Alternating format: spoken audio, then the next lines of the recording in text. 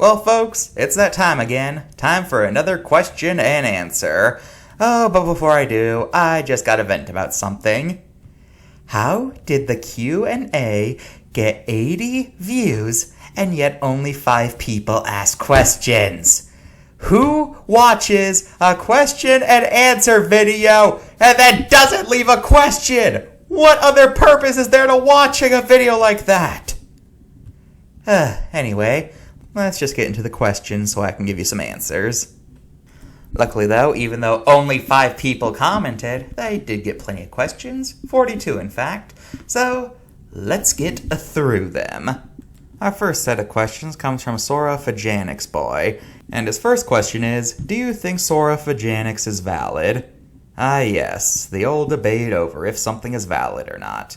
Listen, when it comes to species being valid or not, I quite frankly do not care. There is no law telling me I can't call them by their old name. If I want to call Strepthrotosaurus Troodon, you can't stop me. So if you want to call Sorophagianus, I don't care. They may say it's a large allosaur, but if you want to keep calling it that, then nothing can stop you. I know it's not the officially used term, but what is wrong with nicknames for Pete's sake?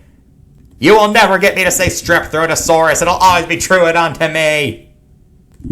So, yeah, that's my 2 cents when it comes to invalid species. Number 2, how much moss could a moss chop if a moss chop could chop moss? Well, the problem with that question is that moss chops most likely lived in desert environments where moss would not be able to survive very well, so therefore it is very unlikely that moss chops would even be able to come across moss. So, yeah. His third question is, why haven't you just shown Eric real-life footage of a giant squid? Don't you think I've tried that? Those videos are either just CGI or regular squids close to a camera. Prove me wrong. Number 4, what do you think of Wilbur Soot's dumb reasons of hating anteaters? I don't care about Wilbur Soot's or his opinions. So, yeah. Number 5, what do you think of Spinoferis? It's definitely an interesting speculative evolution. And speaking of which, number 6, have you heard of speculative evolution? Of course I have. What makes you think I haven't? Although I will admit, I have heard of it, but I'm not really into it because I don't think I have the proper imagination to get into it. There, I said it. Number 7, am I the only one who hates dolphins with a burning passion? Ho ho ho, buddy, no you are not. I am sick and tired of all this pro-dolphin, anti-shark propaganda in media, where dolphins are these cute, cuddly creatures that never harm a fly, while sharks are these evil maniac eating machines that'll crunch anything to dust. Because guess what? You know what? Dolphins are genuinely jerks. Oh, sharks, yeah, they eat fish. But dolphins, they don't just eat fish. They have to play around with it first. They have to play mind games with the fish. Yeah. Oh, and you want to know something else? Yeah. You want to know something else? Dolphins are smart. They're probably smarter than you. They may look all innocent, but I'm telling you, dolphins are planning something bad. So yeah, I think we need to stop the dolphin propaganda. We need to remove dolphins from Minecraft and add sharks. So, I don't care what Mojang says, Minecraft needs sharks, dang it! And number 8, do you think Dakotaraptor is a dromaeosaur turtle? Who says otherwise? No, really, who is saying otherwise?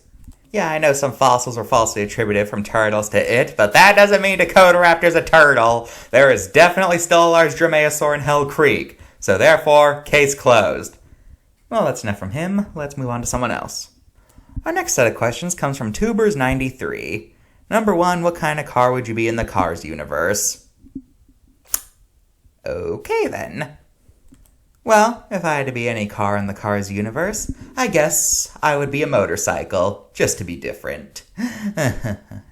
Number 2, what do you think about high-speed rail? I don't think about it. Number 3, is Luxorville located in Idaho? Okay, first things first, why does everyone think Luxorville is spelled with an R? It's L-U-X-O-ville. There's no R. Why do you guys think there's an R? I don't get it. And yes, Luxorville is indeed in Idaho. It's southwest. Alright, number 4, have you checked out Mesozoico Zoda and Escola de Insanidade? If not, go check them out. Okay, I don't really watch many YouTube videos about dinosaurs because I find most of them to be incredibly brain rotting to me, if you catch my drift. So I probably won't check them out. Looked them up, no offense to them, but I don't think they're for me. Number 5, what do you think about the raccoon dog, aka the tanuki? It'll be a car, just be patient. Number 6, what if the moon was made of cheese? Well, if the moon was made of cheese, then it would have rotted a long time ago, and when they landed on the moon, there would be moss everywhere. They'd probably get engulfed in it, not able to get home. So, no. I don't think the moon being made of cheese would be a good idea. Number 7, what's your favorite restaurant? Well, my favorite restaurant would have to be this local place in Luxoville. It's called A Tour of Asia. They got food from all across the continent there, and it is really good. Number 8, what theropod would you be? Well, why do I have to just be a theropod? Why can't I be an Ornischian? Oh, whatever. If I had to be a theropod, I would be Baryonyx. I will not elaborate. Number 9, what do you think about the Rabbids? They're literally just the minions of video games. You can take that whatever way you want. And I'm going to skip number 10 because someone else asked that, so when I get to him, I'll combine it. Our next set of questions comes from Vilmo Spiceack. Number 1, what do you think about Nat Geo Wild? National Geographic. You know, that was one of my first big animal resources as a kid. I found it in class one day, and ever since then, I became kind of hooked on it as a kid. I spent a lot of time on Nat Geo Kids. I didn't actually read any of the words on the articles. I just liked looking at the pictures and watching the videos. So, yeah, that was funny. Unfortunately, I can't really do National Geographic anymore since their website requires a subscription service. There is a special place in hell for non-video websites that require paid subscriptions. As for Nat Geo Wild specifically, that's just their YouTube channel. So, yeah, I like it. I like National Geographic. Number 2, which species of cacti live outside the Americas? Okay, let's get this over with. The only place where you can find cactus outside of the Americas is in Madagascar. I don't know what it's called, but that's where it is. As for how it got there, I don't know. I don't really research plants. Number 3, where do babies come from? I can answer that question.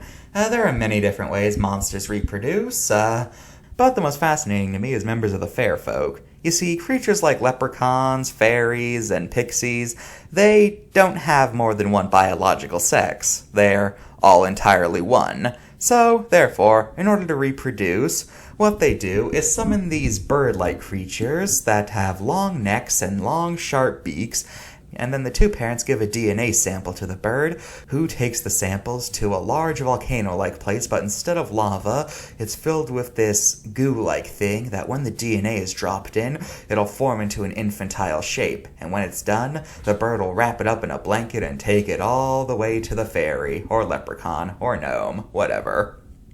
And no, they do not do this for humans. Humans just like to claim it for themselves. Because you guys just can't accept the fact that some monsters have things that you don't. Huh? Yeah, I get it. You guys are unable to accept that certain monsters have things that humans just don't. Instead, no, you gotta claim the birds for yourself. Claim they deliver human babies. Even though humans don't need the birds. Sorry about that. Vincent's been kind of testy lately. I just showed him Monster High, and he's been a bit testy ever since.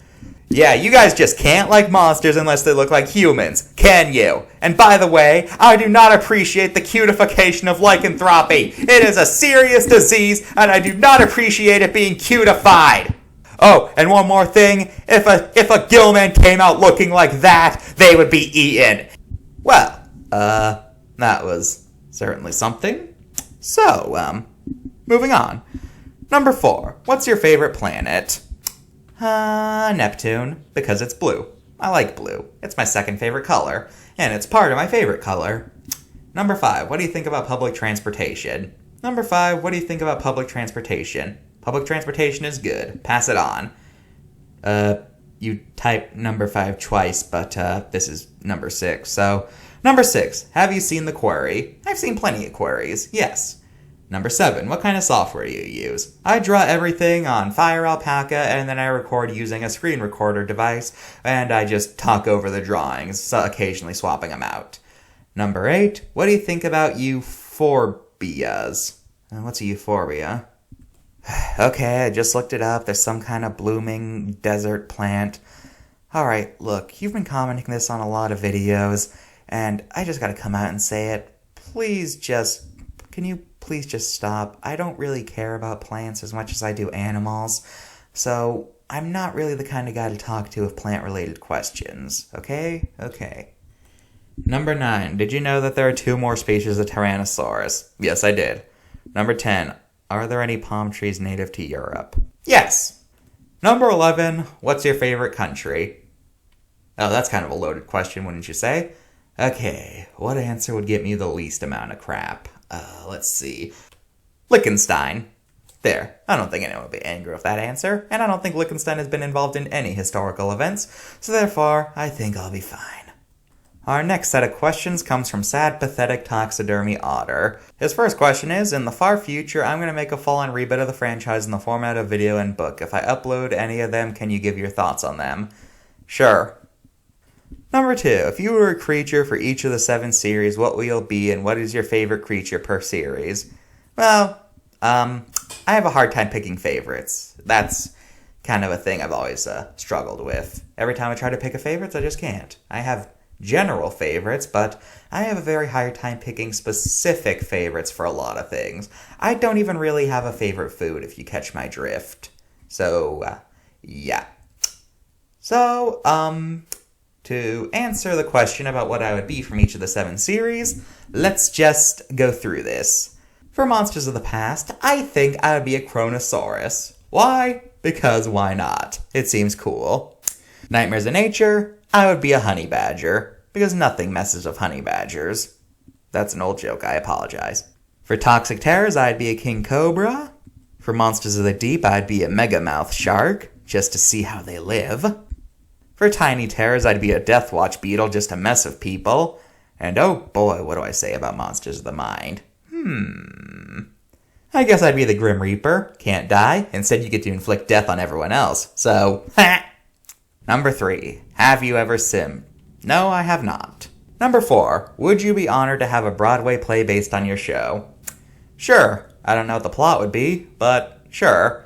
Although, to be honest, if I were to be adapted, I'd want to be a video game. Don't ask why.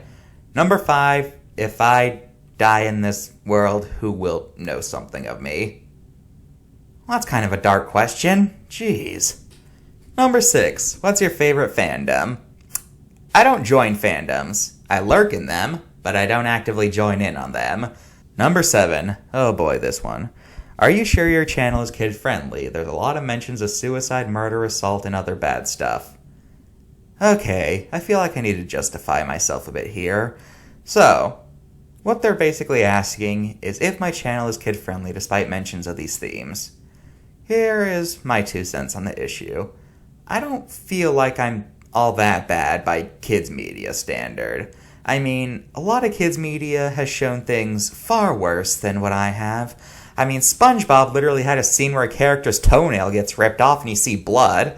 Actually, we see under skin a surprising amount of time in that show. I guess because we don't see blood, it doesn't count. Oh wait, no, SpongeBob literally had an episode where we see him do open heart surgery. And there's an episode with a panty raid and other stuff. So, yeah.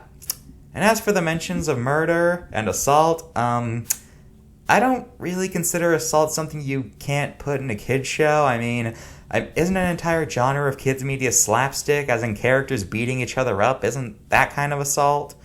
As for murder, there's plenty of kids media that feature murder. There's literally the kids game Clue, which is about solving a murder, and Five Nights at Freddy's is popular with kids, and that's an entire series about murder.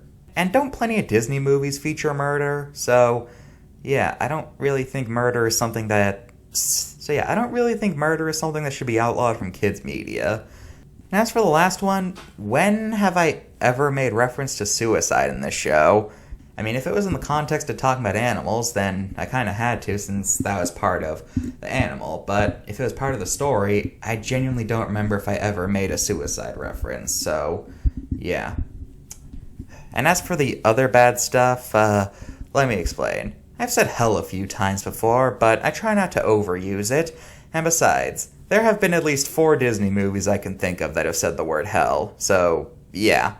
And for other bad stuff, yeah, I've made a few references to reproduction, but only in a purely educational matter. I don't really use it for jokes.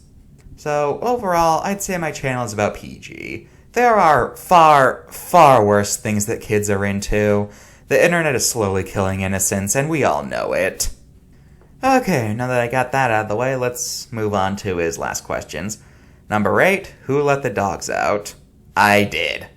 Number 9, what was the biggest mistake of your life? Reading those disease books in middle school. And our final set of questions comes from Ludwig Reinstrom SJFE. Number 1, which card is your favorite?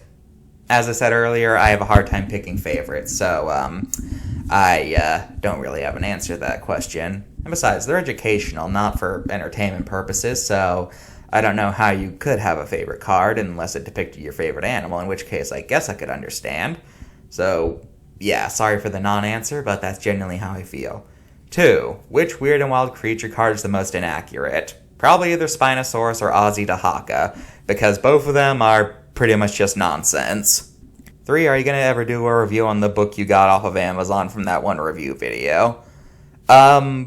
Probably, maybe, I don't know.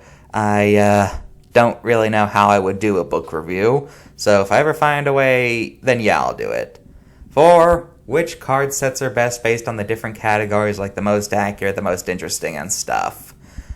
Let's see, I'd say that the most accurate card series would have to be, Nightmares in Nature, since it mostly deals with animals that are pretty well studied, and, you have to really try to mess them up. So, there's that. And for the most interesting, I'd say Monsters of the Mind, mostly because it seems like such a U-turn. I mean, all the other cards about real animals, then you got an entire set of fictional ones. It's just interesting. As for my least favorite series, it would have to be Tiny Terrors. There is no reason that should have been a series. And here's the last question, which was asked by 2 people. What will you do after you've done all the cards? Well, I have a few ideas. I've been thinking about redesigning the Monsters in My Pocket series. Maybe I could just do random stuff with me and my friends on this channel. And, I've been thinking about doing historical inaccuracies in media, but there's already too many of those. That's the biggest thing holding me back. I don't know. So, tell me what you guys think. Well, that's all for this edition of Mr. G's Q&A. So, as always, goodbye.